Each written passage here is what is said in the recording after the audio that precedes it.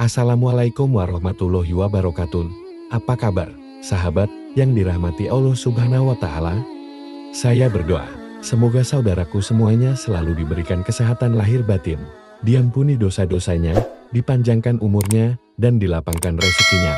Semoga kita senantiasa mendapat bimbingan Allah menuju jalan yang lurus dan kehidupan yang penuh berkah.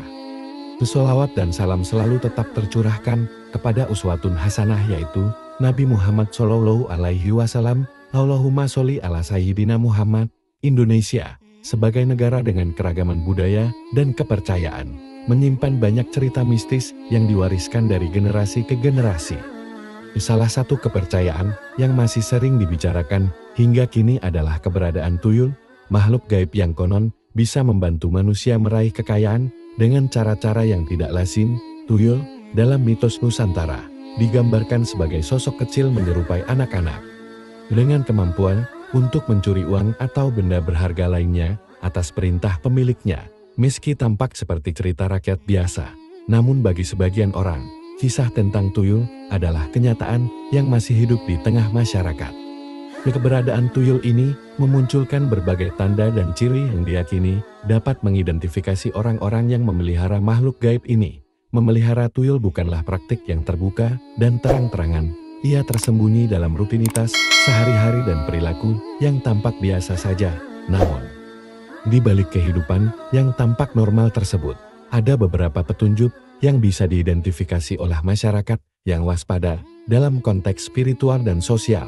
Memelihara tuyul bertentangan dengan nilai-nilai etika dan agama, khususnya dalam ajaran Islam yang menekankan pentingnya mencari rezeki dengan cara yang halal dan berkah. Meskipun keberadaan tuyul ini seringkali dianggap sebagai cerita rakyat atau mitos belaka, namun dampaknya terhadap individu dan masyarakat tidak bisa dianggap remeh. Kehidupan orang-orang yang terlibat dalam praktik ini seringkali mengalami perubahan signifikan, baik dari segi fisik, mental, maupun sosial. Perubahan-perubahan ini, meskipun kadang sulit dijelaskan secara logis, menjadi bahan pembicaraan dan spekulasi di kalangan masyarakat. Pertama, seseorang yang terlibat dalam pemeliharaan tuyul seringkali terlihat sibuk dengan aktivitas sehari-hari. Mereka cenderung memperlihatkan rutinitas seperti seorang pekerja formal atau pengusaha yang aktif dan sibuk, meninggalkan rumah pagi-pagi dan kembali larut malam. Hal ini dilakukan untuk menjaga agar tidak terlihat mencurigakan ketika mereka meninggalkan rumah untuk berangkat bekerja. Mereka sering hanya mampir sebentar di tempat tertentu. Mereka terlihat sangat sibuk, namun sebenarnya tidak melakukan aktivitas yang semestinya dilakukan. Dalam pandangan Islam, menjaga kesibukan dengan hal-hal yang bermanfaat dan jujur serta menjalani kehidupan sosial yang sehat adalah sangat penting. Rasulullah juga mengajarkan umatnya untuk menjadi bagian dari masyarakat, berinteraksi dengan sesama, dan membangun kebaikan. Oleh karena itu, sikap menjauh dari interaksi sosial yang sehat tidaklah sesuai dengan ajaran agama Islam yang mendorong umatnya untuk terlibat aktif dalam kehidupan masyarakat dan memperkuat ikatan sosial. Kedua, orang yang terlibat dalam pemeliharaan tuyul seringkali menunjukkan postur tubuh dan gerakan yang tidak alami ketika mereka keluar rumah. Mereka cenderung memiliki postur tubuh yang membungkuk dan gerakan yang terlihat kurang natural. Terkadang, mereka tampak seolah-olah membawa beban yang tidak terlihat di punggung mereka, dan gerakan mereka tidak sehalus atau sefleksibel gerakan alami manusia lainnya. Dalam perspektif Islam, menjaga kesehatan tubuh dan menjalani kehidupan dengan penuh kecukupan adalah bagian dari ajaran agama. Rasulullah juga menganjurkan umatnya untuk menjaga postur tubuh yang baik dan bergerak dengan lancar agar tetap sehat dan bugar. Ketiga, istri dari orang yang terlibat dalam pemeliharaan tuyul seringkali menunjukkan perubahan pada kondisi fisik atau kesehatannya. Mereka sering terlihat kurus, pucat, dan rentan terhadap berbagai penyakit. Fenomena ini dapat terjadi karena tuyul diyakini menyusu dari energi mereka yang pada gilirannya dapat menyebabkan kelemahan fisik dan kesehatan yang buruk. Istri yang sebelumnya tampak cantik dan segar secara tiba-tiba mengalami perubahan menjadi kurus dan kurang sehat. Dalam konteks Islam, menjaga kesehatan pasangan adalah tanggung jawab yang penting bagi suami. Rasulullah menekankan pentingnya untuk menyayangi dan menjaga kesejahteraan istri baik secara fisik maupun mental.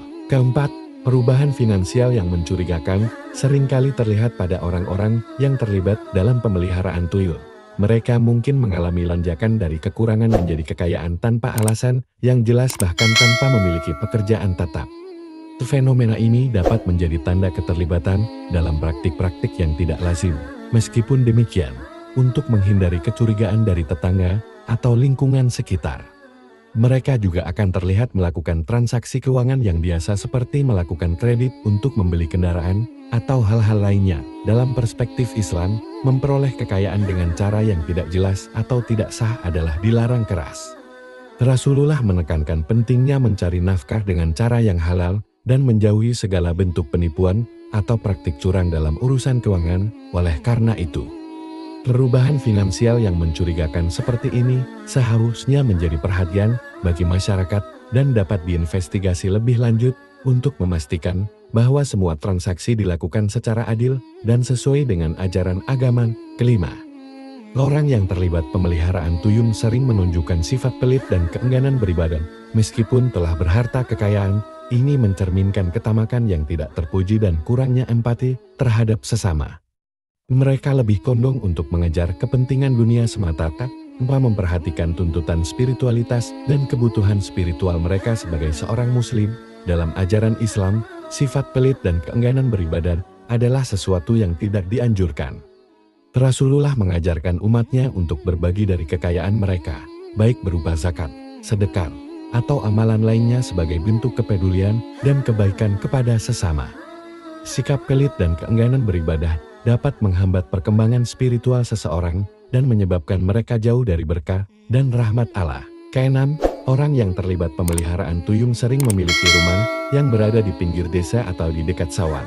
Hal ini disebabkan karena ada kepercayaan bahwa tuyul akan teralihkan perhatiannya dan malah bermain-main di sawah seperti bermain kepiting darat. Dengan demikian, mereka tinggal di tempat yang tidak terlalu dekat dengan pemukiman padat untuk menghindari gangguan aktivitas tuyul dari tetangga sekitar. Ketujuh, orang yang terlibat dalam pemeliharaan tuyul seringkali memiliki rumah dengan warna yang berbeda dari rumah-rumah lain di sekitarnya. Warna tersebut sering beragam dan mencolok seperti benda atau tanda khusus lainnya yang memudahkan tuyul untuk pulang.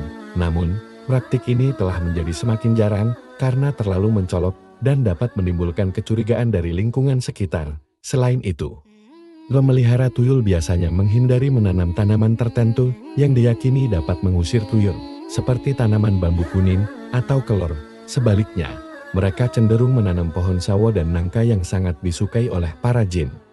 Pemelihara tuyul sangat memperhatikan lingkungan di sekitar rumah yang bisa menjadi penghambat kegiatan pertuyulan. Kehadiran tanaman-tanaman ini mungkin menjadi strategi untuk memikat atau meredakan kehadiran makhluk-makhluk gaib. Pemeliharaan tuyul termasuk dalam bentuk kesyirikan yang sangat dilarang dalam Islam. Rasulullah dan para sahabatnya telah mengingatkan umat Islam untuk menjauhi segala bentuk penyembahan selain kepada Allah dan menganjurkan untuk mencari nafkah dengan cara yang halal.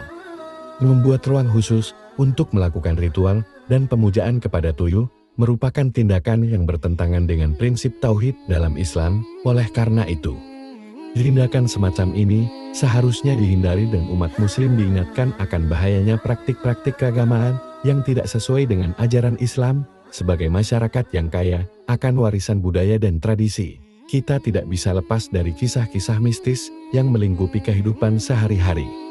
Tuyul, dengan segala mitos dan cerita yang menyertainya, adalah salah satu contoh bagaimana kepercayaan terhadap hal-hal gaib masih hidup dan berkembang di tengah-tengah kita. 10 ciri yang telah kita bahas dalam artikel ini memberikan gambaran yang lebih jelas tentang tanda-tanda yang mungkin menunjukkan keberadaan praktik pemeliharaan tuyul. Namun, penting bagi kita untuk tidak hanya terpaku pada fenomena ini dari sudut pandang mistis semata, melainkan kita harus memahami dan menyikapi dengan bijak. Berdasarkan nilai-nilai moral dan ajaran agama yang kita yakini, setiap ciri yang diidentifikasi, meskipun terkadang terlihat jelas, memerlukan kehati-hatian dan kebijaksanaan dalam menyimpulkan dan mengambil tindakan. Jangan sampai kita terjebak dalam prasangka dan kecurigaan yang tidak berdasar, yang justru bisa merusak hubungan sosial dan harmoni dalam masyarakat. Pemeliharaan tuyul, dengan segala implikasinya, mengajarkan kita tentang pentingnya integritas dan kejujuran dalam mencari rezeki. Islam, sebagai agama yang menekankan pada kehalalan dan berkah dalam setiap usaha, mengingatkan kita bahwa cara memperoleh kekayaan haruslah melalui jalan yang diridai Allah.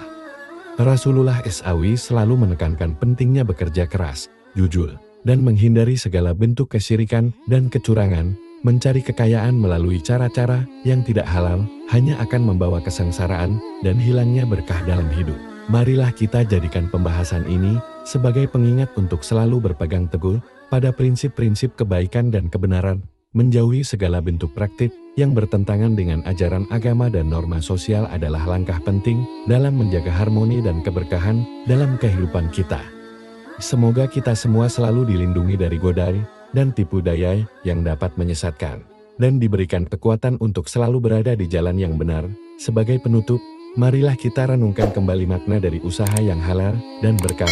Kekayaan sejati tidak hanya diukur dari materi, tetapi dari kebahagiaan, kedamaian, dan ridha Allah SWT. Dengan demikian, kita dapat menjalani kehidupan yang lebih bermakna dan penuh berkah. Cukup sekian dari saya, mohon maaf jika ada salah-salah kata dan keliru. Karena saya sebagai manusia tempat salah dan hilaf. Jika ada benarnya itu murni dari Allah Subhanahu wa Ta'ala. Semoga berfaedah untuk semua sahabat. Wallahu a'lam. Wassalamualaikum warahmatullahi wabarakatuh.